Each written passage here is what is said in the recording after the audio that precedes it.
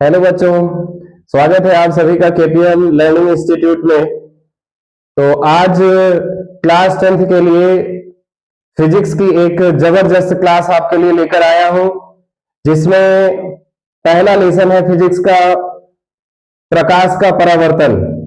तो board exam के लिए जो बहुत ज्यादा महत्वपूर्ण है, पूछा जाता है बेटा कि प्रकाश का परावर्तन क्या है और परावर्तन के नियम, या इसमें बेटा दर्पण से संबंधित जो भी परिभाषाएं हैं या उनसे उनमें प्रतिबिंब बनने के लिए जो क्वेश्चन बनते हैं, आज उन सबको जबरदस्त तरीके से यहाँ पे सीखने वाले हैं।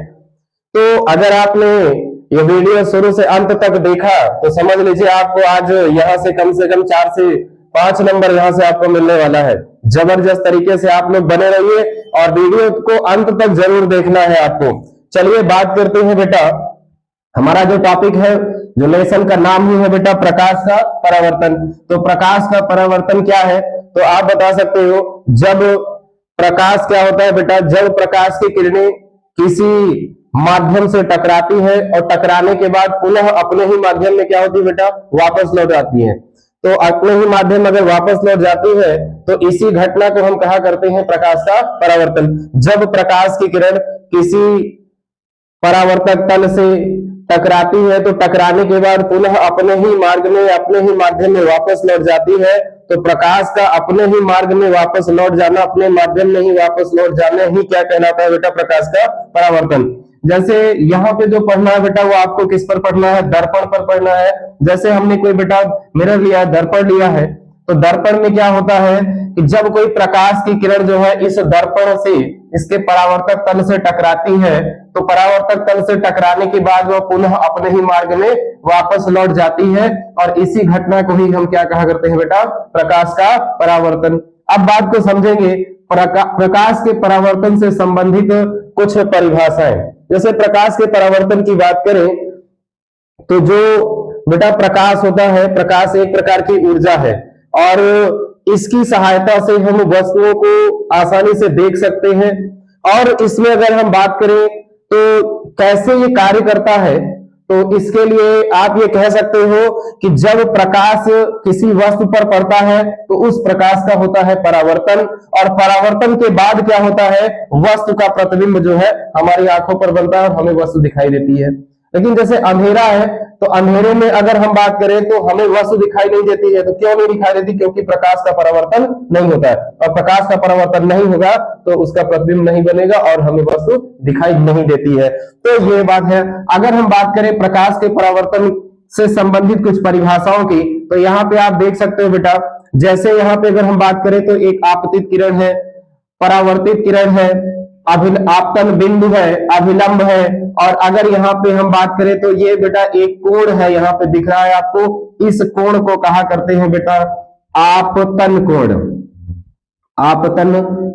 आपतन कोण कहा करते हैं।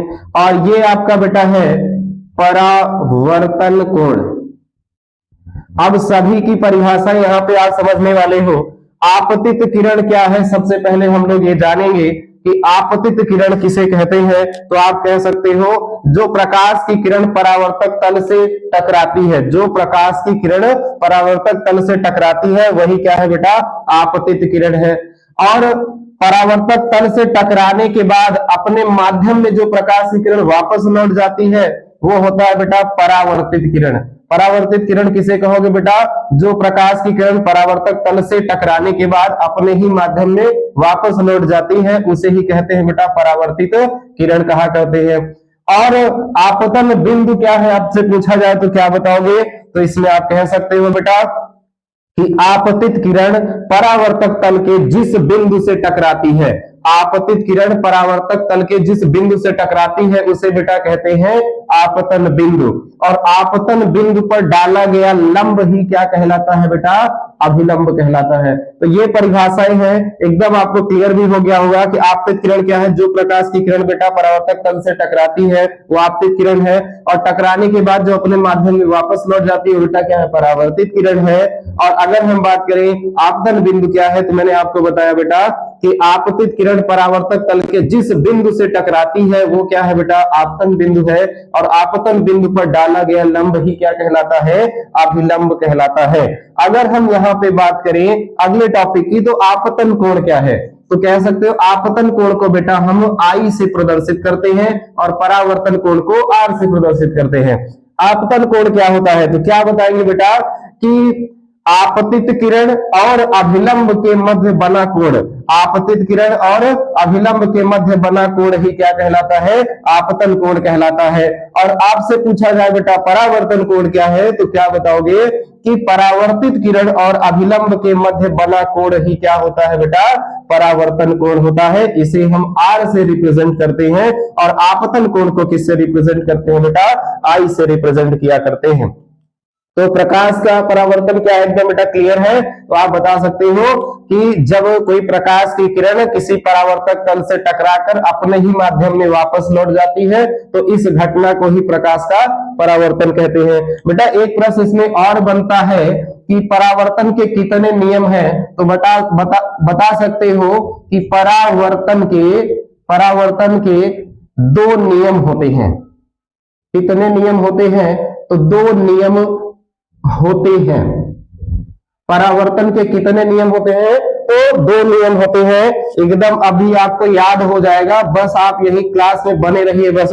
तो यहाँ पे अगर हम बात करें परावर्तन के कितने नियम होते हैं, तो याद रखना बेटा 2 नियम होते हैं। पहला नियम क्या है, आप बता सकते हो कि आपतित किरण, परावर्तित किरण, अभिलंब तीनों एक ही तल में स्थित होते हैं। क्या बताना है बेटा, आपतित किरण,